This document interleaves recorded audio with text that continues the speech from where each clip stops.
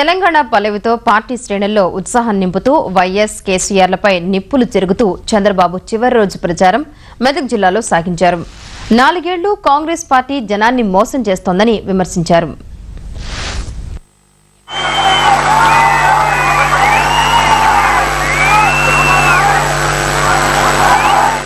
TDP అధినేత చంద్రబాబు నాయుడు మెదక్ జిల్లా దొమ్మాట నియోజకవర్గం తోగుట్టలో ఎన్టీఆర్ కాంస్య విగ్రహాన్ని ఆవిష్కరించి తుది రోజు ప్రచారాన్ని ప్రారంభించారు. కేసీఆర్ అభివృద్ధి పేరిట వైఎస్ఆర్ మోసం చేశారని ఆయన ధ్వజమెత్తారు. అన్ని వర్గాల వారికి హామీలు గుప్పిస్తూ ముందుకు సాగారు. ఏమీ అభివృద్ధి చేయలేదు.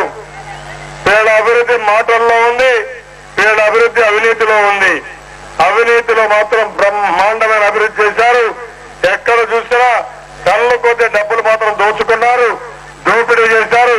ఈ పేదవాళ్ళు మాత్రం నడి రోడ్ల పడేసే పరిస్థితి వచ్చిందని చెప్పి కూడా నేను మీకు తెలియజేస్తున్నాను.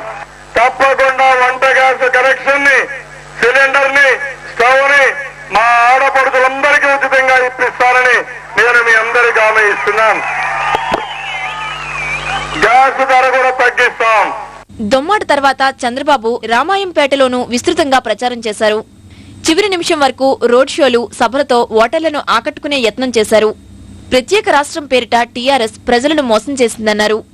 మత విద్వేషాలు రెచ్చగొట్టే బీజేపీతో చిలిమి ప్రసక్తి లేనే లేదని స్పష్టం చేశారు. తెలంగాణ చూసి ఓటేయండి, మమ్మల్ని పట్టించుకోవద్దండి అని మాట్లాడుతున్నారు.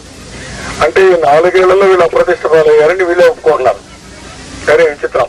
వరంగల్లో లోక్సభ అభ్యర్థి ఎర్రబెల్లి దయాకర్ రావు ప్రచారపు తుది అంకంలో కులవృత్తుల వారితో కలిగి తిరిగారు. డప్పు వాయిస్తూ వీధుల్లో సందడి చేశారు. సిపిఎం కార్యకర్తలు ఆయనకు మద్దతుగా సైకిల్ ర్యాలీ జరిపారు.